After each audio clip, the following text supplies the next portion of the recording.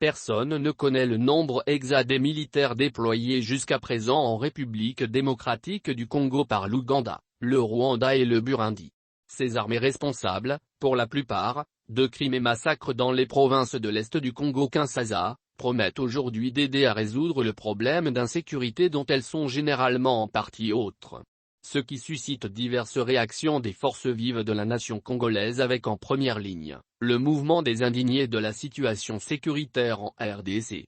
Nicole Kavira Kinyoma, coordonnatrice nationale du mouvement des indignés de la situation sécuritaire en RDC, Miss /RDC, manifeste son profond regret de voir les autorités congolaises accepter l'entrée réfutée des troupes de l'EAC, East African Community, dont le contingent de l'armée burundaise a été déployé depuis le 15 août 2022 sur le territoire congolais, spécifiquement au Sud Kivu. Cet acte relève d'une surmilitarisation inutile et désordonnée dans la région pour des velléités expansionnistes, de pillage et d'exploitation illicite de nos richesses minières, indique-t-elle. Kavira estime que ces démarches contre-productives entament dangereusement la paix et la sécurité sur le territoire national congolais, d'autant plus que de ces forces dites de l'EAC, East African Community, font partie nos bourreaux bien connus, le Rwanda et l'Ouganda, condamnent-elles vigoureusement.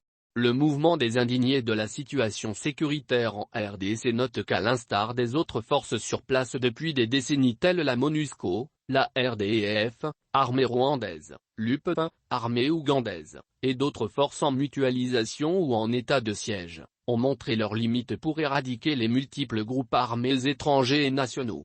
Cette énième entrée des troupes bourreaux ne vient que pour mettre du feu sur l'huile, si bien que l'affliction du peuple congolais risque de durer encore plus longtemps, déplore-t-il. La paix viendra de la guerre par les fardes que David Mange, kinésithérapeute et technicien d'études et projets, n'a pas manqué d'exprimer sa douleur de constater que des pays ennemis s'offrent en faiseurs de paix sur un territoire qu'ils ont longtemps violé, dévasté et troublé. Je me permets de vous écrire ces deux mots parce que je suis triste pour mon pays, mais je n'ai aucun pouvoir, même surhumain, pour le sortir de là où il est et offrir à mes compatriotes le bonheur qu'ils cherchent désespérément, s'écrie-t-il. Un cri de cœur qui s'adresse au peuple congolais de la part d'un citoyen blessé par cette option, croit-il, suicidaire. Qu'on ne nous trompe pas, le pays ne retrouvera jamais la paix avec l'intervention des militaires étrangers, s'inquiète-t-il. Pour David Mange, seule l'armée congolaise défendra valablement l'intégrité territoriale et la souveraineté de la République démocratique du Congo. Nous avons les moyens, formons nos garçons et équipons notre armée. La paix ne viendra ni de la négociation diplomatique, ni de la solidarité militaire de nos voisins pyromanes. La paix viendra de la guerre que nous devons, sans trahison, livrer ensemble contre nos ennemis identifiés. Pas de complaisance, écrit-il dans son appel à une prise de conscience générale des Congolais.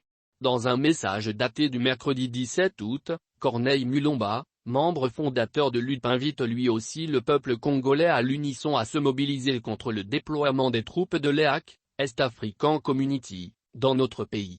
Nous allons le regretter amèrement très bientôt, prévient-il avant de rappeler: souvenez-vous du cheval de Troie. C'est ça exactement, les troupes de l'EAC. Nous ne connaîtrons jamais leur effectif exact. Elles vont disposer de toute la logistique, de l'armement, et de la technologie militaire de la MONUSCO, des États-Unis, et de l'Europe, France. Notre armée ne pourra pas seule faire face à une telle coalition de forces, alerte l'ancien leader UD. Corneille Mulomba invite la nation congolaise à l'action face à la menace et à ne pas prendre le moindre risque dans ce dossier. Partis politiques, société civile, étudiants, élus du peuple, syndicats, organisations religieuses, policiers, et militaires, tous unis comme un seul homme, refusons catégoriquement ce déploiement de malheur. Ouvrons les yeux, et mobilisons-nous pendant qu'il est encore temps.